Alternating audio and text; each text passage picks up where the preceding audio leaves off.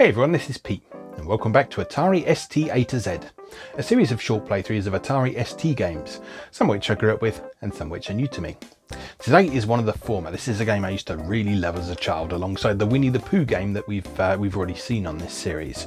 Today we're looking at Donald Duck's Playground, which was a 1984 release by Sierra as part of their partnership with Disney that also brought us Winnie the Pooh, like I just mentioned.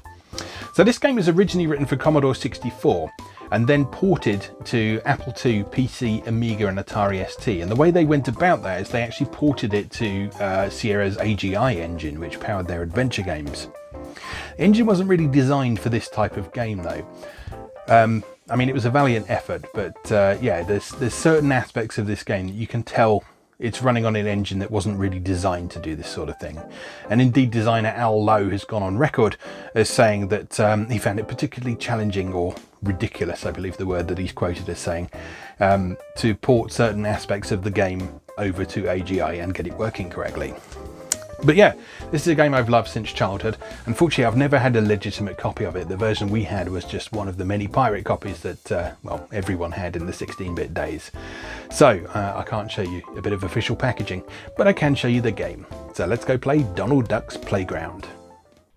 Okay, here we are with Donald Duck's Playground from Sierra, Walt Disney and Lowe.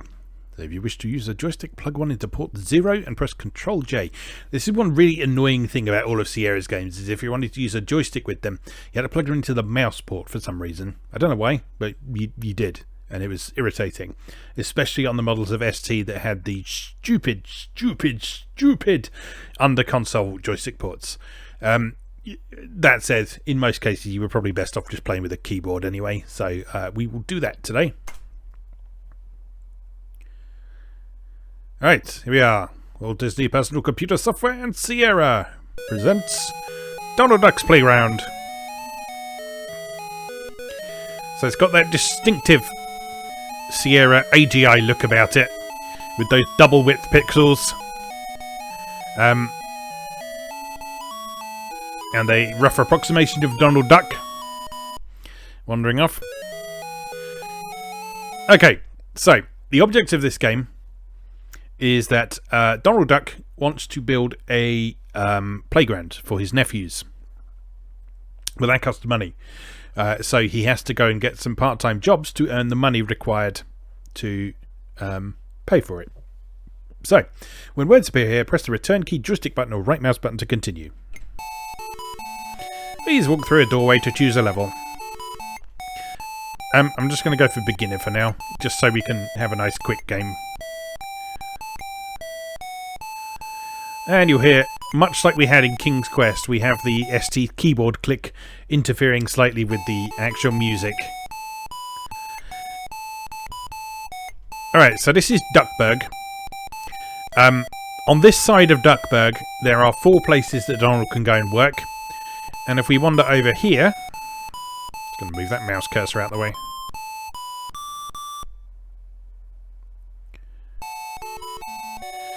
So over here, these are shops where you can go and buy stuff for the park.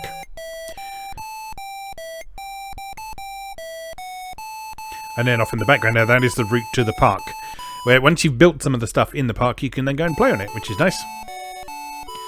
So, let's start with the airport down at the front here.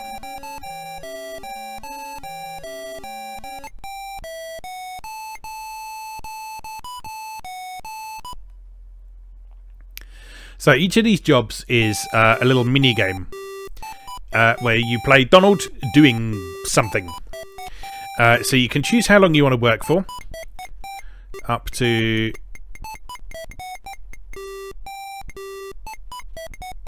up to 9 minutes from the look of things. Let's just do 2 minutes for now.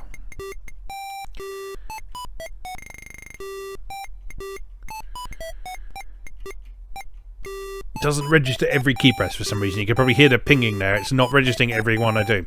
So we'll do a 2-minute shift. And oh, okay, it was registering every key pressed. It was just buffering them. So that's going to go up and down a few times now.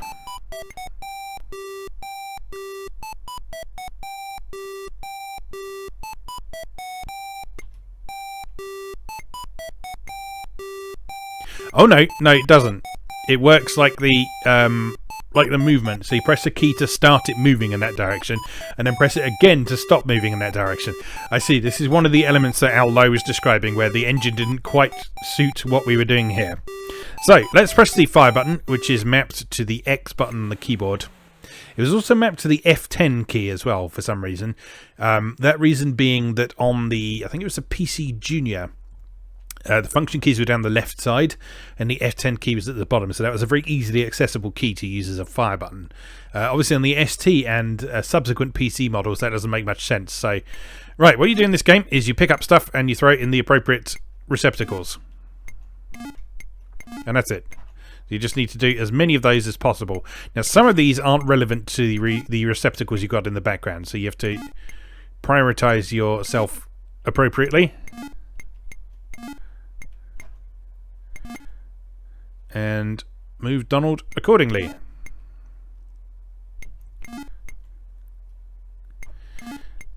And so all you have to do is just get as many of these knocked out as you can in the amount of time you set for yourself at the beginning. So you can't really fail it as such, because you can just go back and do it again if you want to. This was not a game designed to sort of make kids feel bad or anything. But obviously you can do better and make quicker progress. If you're playing on the harder difficulty levels as well, you get more money per success in these games as well. But obviously it's more difficult. It moves faster, it gives you more complicated problems, and that sort of thing. So we're just playing on beginner for now. Oh, no. So if it's not right, you just put it back on the conveyor belt and then continue. JFK we don't have there. SFO we don't have there. These are all real US airports, so that's something that American kids could learn from this. Not sure how useful it is to learn airport codes, but you know, it's there. You can learn it if you want to. So if you were a parent sitting there playing this with your kid, you could talk to them about what each place was, where it was on the map, and that sort of thing. So plenty of opportunities for sort of additional learning on top of what the game itself was actually providing as well. So I just used to like this game as a kid because I like Donald Duck, I like Disney, and I enjoyed the ability to interact with things that I could relate to. Time's up. Press the button to leave. Okay, so we earned 81 cents there.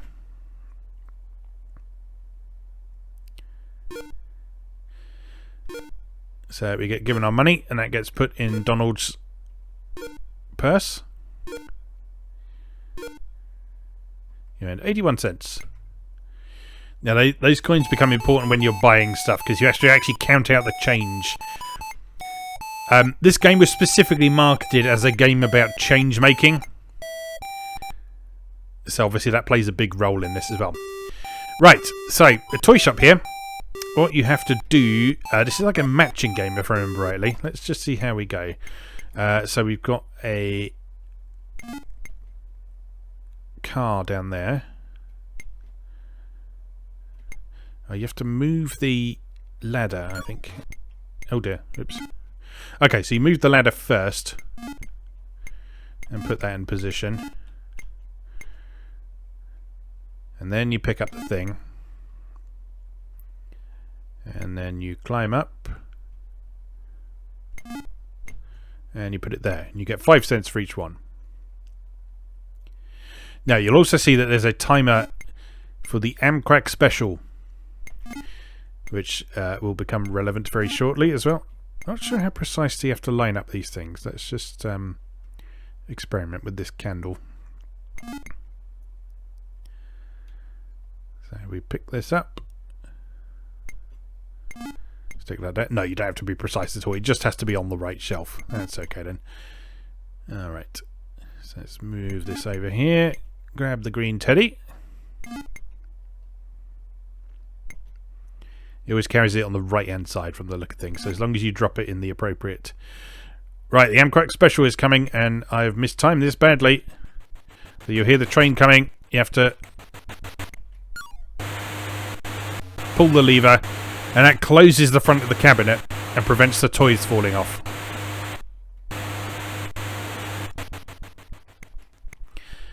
Because if you drop toys, you lose money. you see I've lost 5 cents because one of the green teddies fell off the shelf there. Oops.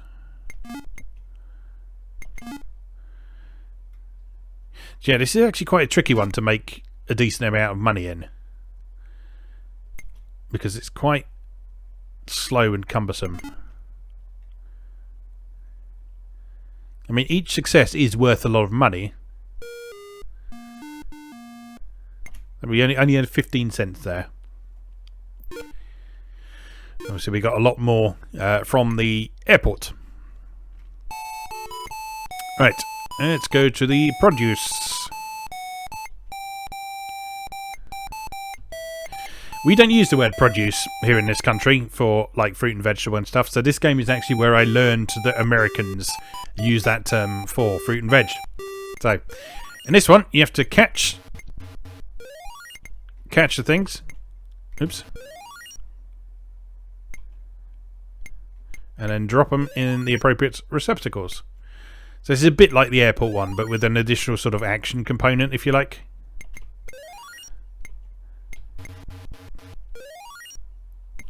You have to sort of figure out the arc that they're taking and where they're likely to land.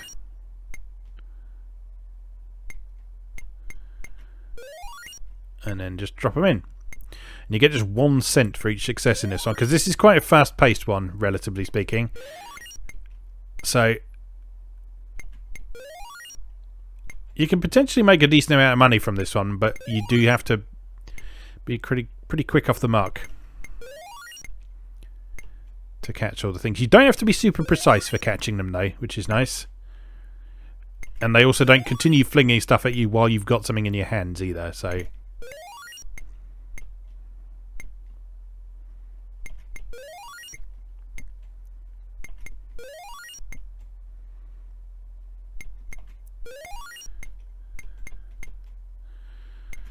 Yeah, not doing too badly so far. But again, the airport, we made a lot more money in this same time period.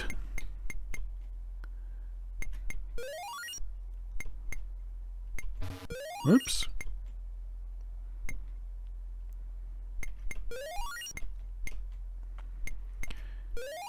I do like his angry face when you drop one in this. It just captures Donald Duck's personality really nicely. I mean, obviously the sound is garbage, but it does capture his personality really nicely. 5 more seconds. There we go. Another 25 cents. Not bad. Not bad. Alright, onward. And let's try the train depot.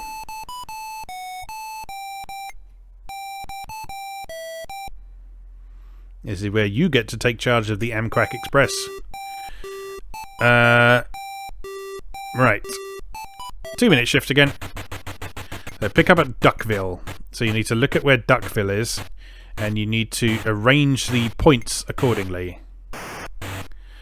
So we need to figure out how we're going to get that train there. So we change the...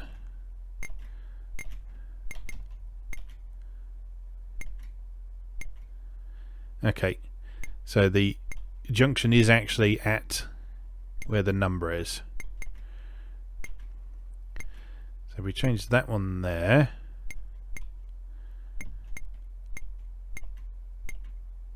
And then... No, that's not going to work.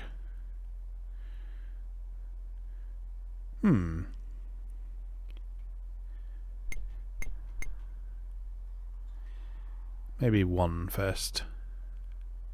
It's done almost very slowly, so you have to sort of really be sure of what you're doing in this one. We might have to have another go at this one in a minute. So we then change number 3. No, that's not right. Which way does it go when it reaches a junction? To the right.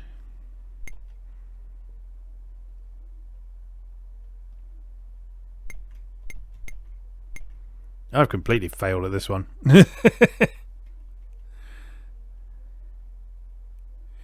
Ah, right. Okay, so we need to change number... No.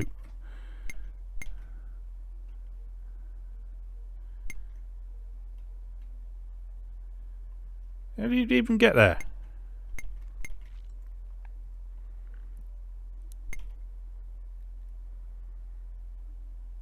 Well, I failed miserably at that one. Let's have another go at that one and see if I can figure it out. You earn nothing. Just to rub it in nicely. Let's try that one more time. Maybe I'll bump the time up a bit so we can actually figure things out. Let's try 5-minute shift on this one. Alright, pick up at Duck Valley, which is number 3. So he's going to go around there.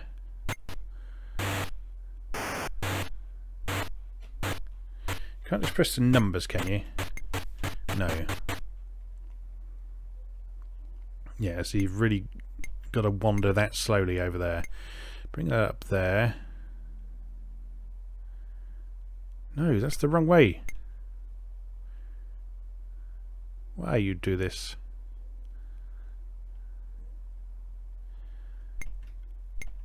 Let's try number 1 then. Then that goes down there. And then number 2 goes around there. And then number 3 goes... There we are. That should sort it out.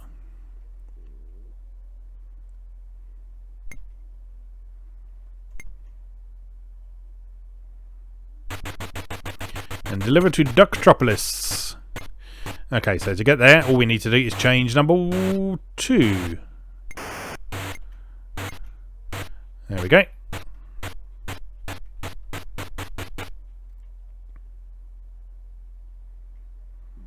I love this assumption that Donald Duck lives somewhere where only ducks live. Pick up at Duck City. Alright, so if we change number 3... Number 2 can go back to where it was. There we go. Yeah, this is going much better. So again, you can potentially make a fair bit of money on this one if you know what you're doing, but it is quite slow to move from place to place, so you do have to be prepared for that. It's like 10 cents per successful delivery, I think, so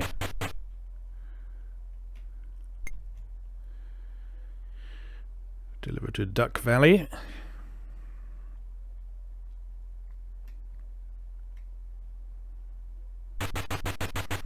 Pick up at Duck's Landing. Right, all the way over to number 1. Take your time, Donald. It's not as if we're in a rush or anything.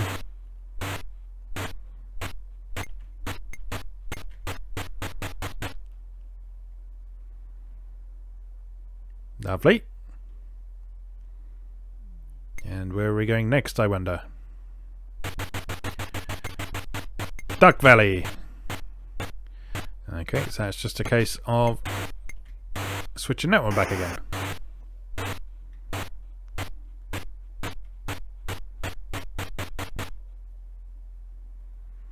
Made a mighty 20 cents so far.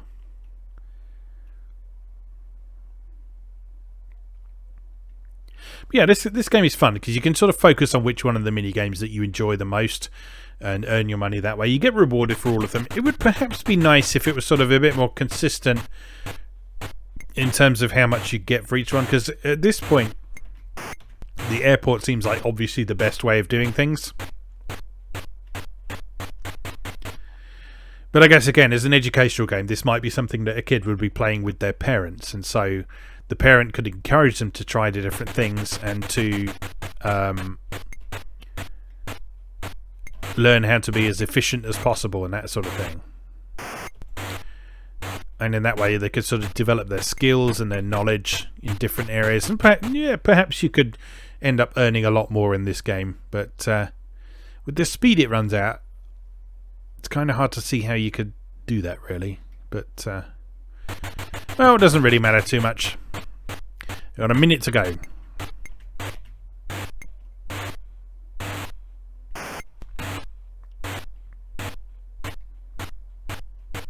I'm going to make about 50 cents on this by the end.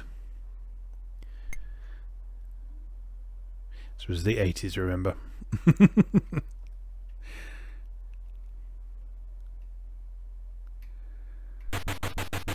And deliver to Ducktown. Time to shift that number 6 for the first time in ages.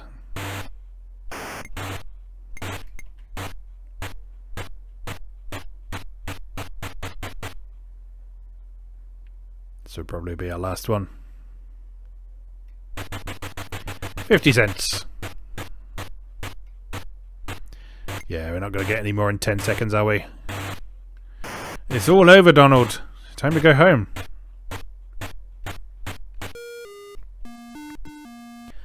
Alright, time to go.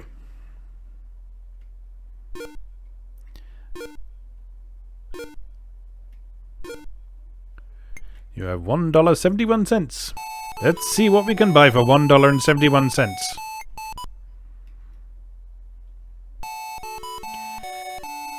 We're probably going to have to go for the junk store.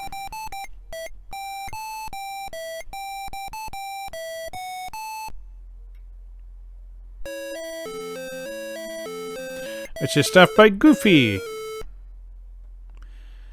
Alright, let's see what we've got here. Slide for the fort costs 10 cents. Old box costs 1 cent. Alright, let's take that. Ladder to the treehouse costs 5 cents. Oh, before you take another toy, pay for what you have.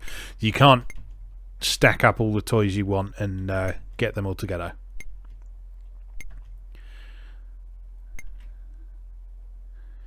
So we then pay for your purchases now. This is probably the bit that Al Lowe specifically called out as being very awkward in the AGI engine, because again you're moving this arrow here using the standard movement controls, and again I'm just tapping the direction once and it goes sailing off across the screen like that, so it's a little bit awkward to actually pick what you want, because you just got to stop it in exactly the right place. There we go, 1 cent, and you just put that in the thing. When you're done, move the arrow to the register T total key and press the button. Okay, your purchases will be delivered.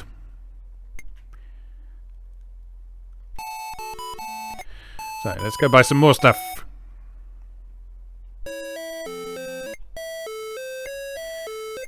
How much is this pole?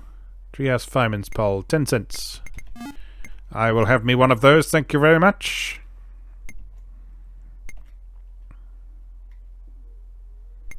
Please pay for your purchases now. 10 cents. So you can actually overpay for this, and then you have to make your own change as well, which is a bit harsh. That's what Goofy should be doing. Your purchases will be delivered. More please. I'm going to clean out your store, Goofy. I hope you don't mind.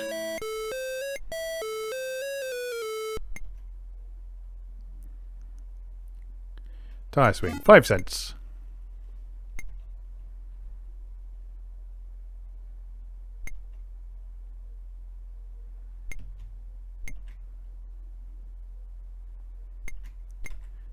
I can't remember if they cost more on the higher difficulty levels, because you earn more money on the higher difficulty levels, so it would make sense that they cost more as well.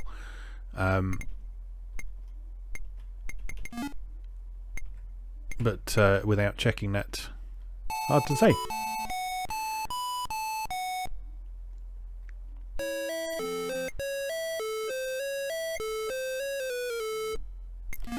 Right, we'll take that slide.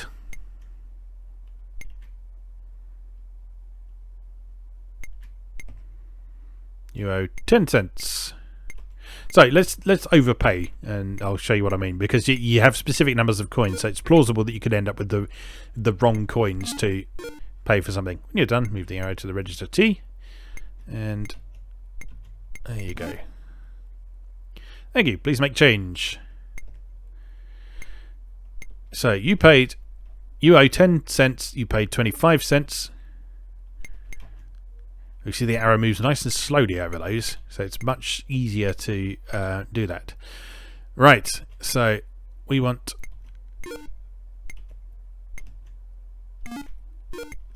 $0.15.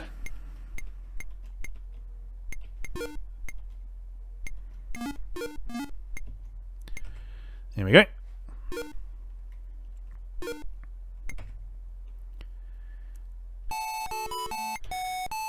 Let's buy all the crap in Goofy's store.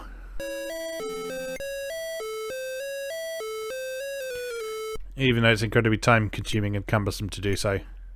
Rope and pulley. 25 cents. Expensive! But Donald believes his nephews deserve it. 25 cents.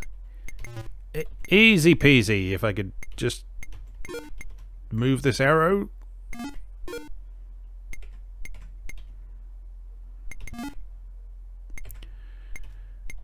Nice. And then there's just that one other thing in there, isn't there? A ladder.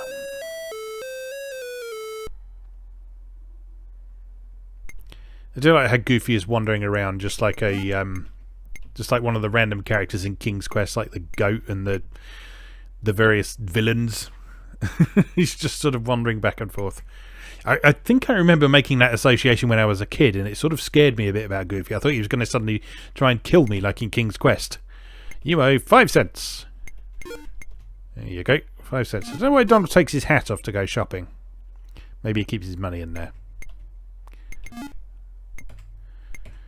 Right, we have officially cleaned out Goofy. Let's just have a peep in the other shops just to see what else is in there.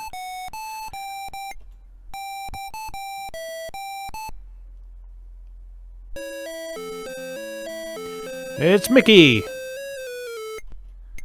Somersault bar, 5 cents. We may as well buy some more stuff then. I know this is taking a while, but whatever. What's up, Mickey?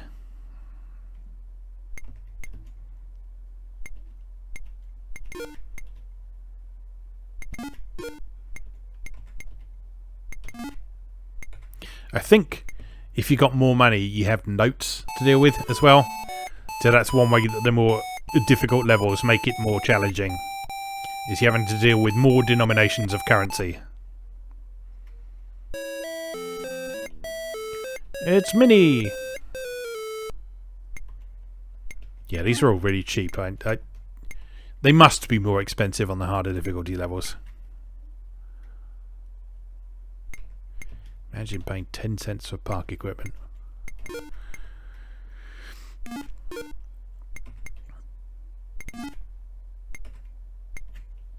Alright, let's go and check out the park.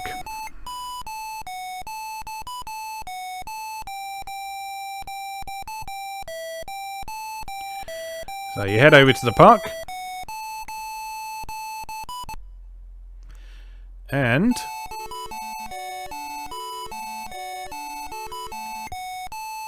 occasionally there's a train coming past on the level crossing.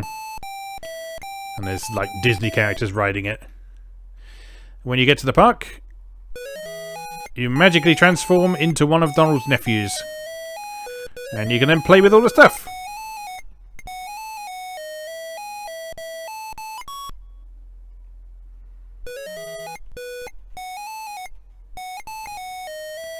There's a cardboard box.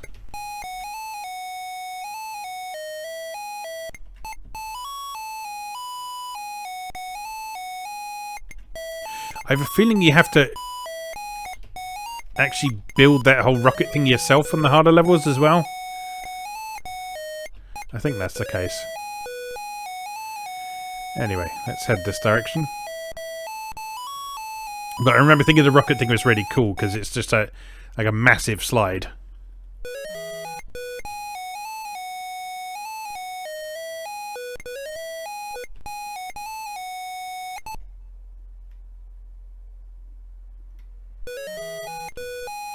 Here's the treehouse. Have a little swing on the tire. climb on up. Can you fall off like in King's Quest? No, you can't. That was a nice friendly thing that they added. You can't fall off and die in Donald Duck's playground.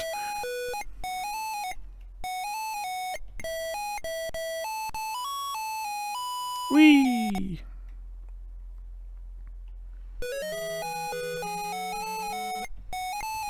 So anyway, yeah, the game continues like that. You go and work a few shifts at the shops, you earn some more money, you buy more stuff, and then you go and play with it. And that's it. Pretty much it. I remember absolutely loving this game as a kid just because it was so very different to all the other games that I had access to at the time. So I found it a lot of fun. It's because it was a real feeling that you were actually sort of having an impact on the game world. I know that sounds sort of laughable now, but the fact that you were building these bits of playground equipment and then you could go and actually play with them, yeah, that was really cool to me. But anyway, that's enough for now. As always, thank you very much for watching, and I'll see you again next time.